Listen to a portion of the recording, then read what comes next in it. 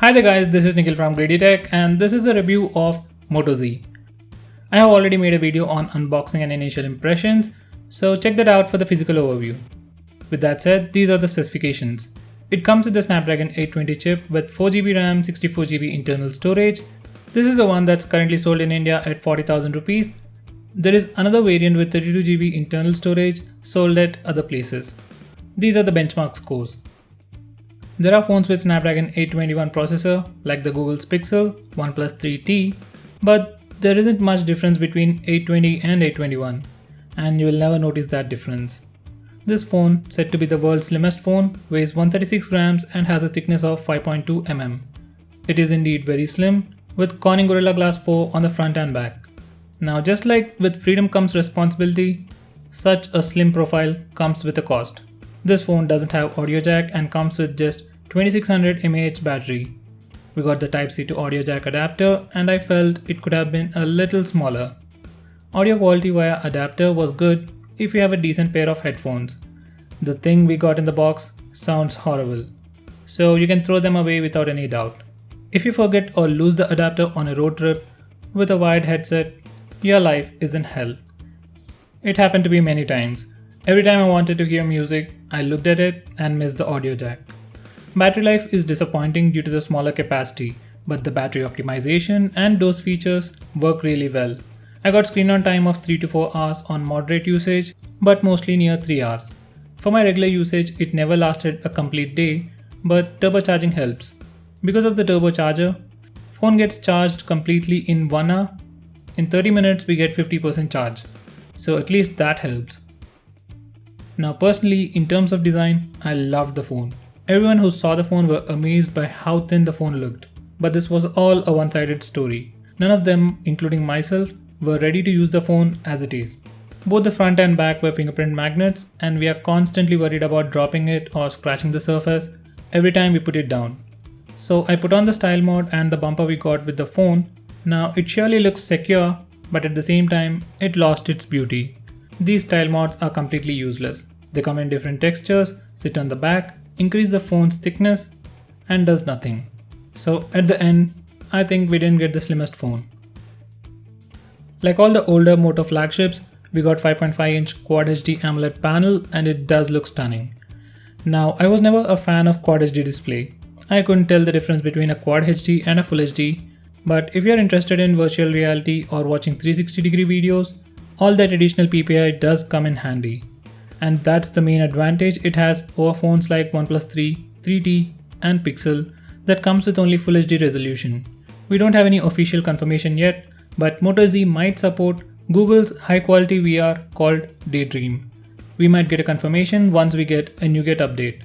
Due to the best-in-class graphics and a bigger screen, gaming experience was amazing. There are no capacitive buttons, so no accidental touches. We have a mono speaker on the front, so it doesn't get muffled while playing games. Speaker lacks quality, but it's loud enough for most users. For gaming and media consumption, Z has the right design language. On the rear, we have the 13 megapixel camera with f1.8 aperture, optical image stabilization, laser assisted focus, and dual tone LED flash. On the front, we have the 5 megapixel camera with f2.2 aperture and a flash once again. Both the cameras are wide angle and carry good amount of details. It has good dynamic range and image stabilization while taking pictures and while recording videos was great. In daylight, you get almost perfect shots, but in low light condition, it has one of the best cameras, but nowhere near other flagships like Pixel or the S7 or the S7 Edge. The thing I like the most about this phone's camera is that it doesn't have any focusing issues, neither in daylight nor in low light. You can check out my camera review for more information and sample shots. Out of the box, we get Android 6.0 Marshmallow and it will soon get Android 7.0 Nougat. Besides that, everything is as usual. We get the same old stock Android experience with no bloatware, which is very responsive. We have the handy gestures like chop to toggle flash, flip the phone twice to open camera. With all this said, we don't have any notification LED. I guess Moto wants us to use the ambient display instead.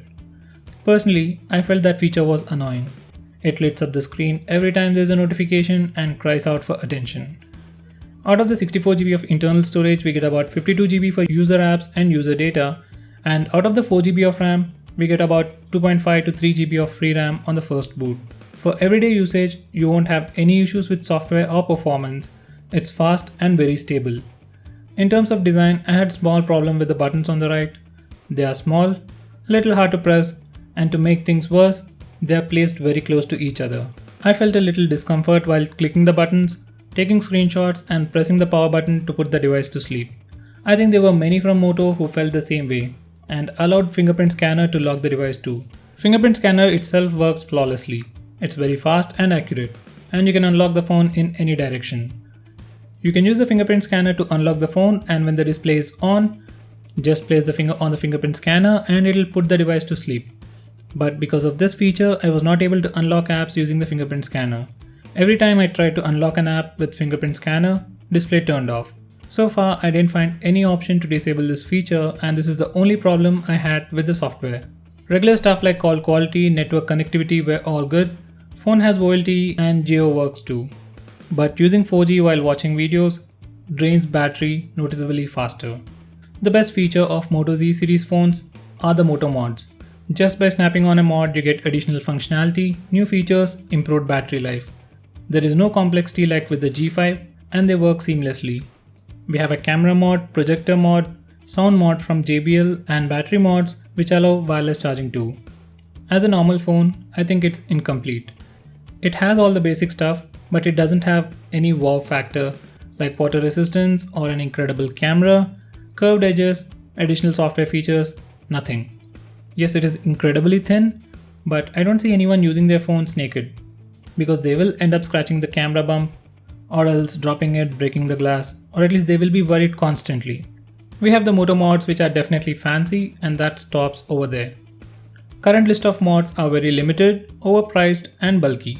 I would rather carry individual gadgets like small high-end point-and-shoot camera or a portable speaker from JBL than invest in these mods and then carry bulky items everywhere. The only mod that is currently useful is the battery mod, but even that looks bulky, and the only reason anyone wants to buy it is because of the smaller battery on Moto Z. If you have a Moto Z Force, you will never need it, and instead of battery mod, you can go with a slim power bank, which comes in similar form factor, costs less and has thrice the capacity as the battery mod. Well, with all that said and done, if someone gifts me a Moto Z, I'll use it happily, but I won't buy it or suggest it to anyone else. Instead of Moto Z, I would suggest OnePlus 3, 3T, Google's Pixel, S7 or S7 Edge from Samsung. They have the wow factor and definitely worth the price in terms of specs, features and brand. If you're really interested in the Moto mods, wait and buy the Moto Z Force, which might be released in few months. It has a shatterproof display along with bigger battery and definitely worth the wait and worth the price. So that's pretty much it for this video guys. Thanks for watching this video. If you have any doubts, let me know by commenting below this video, and if you like this video, hit that like button and stay tuned to us by subscribing to our channel. This is Nikhil from GreedyTech signing off. Have a nice day.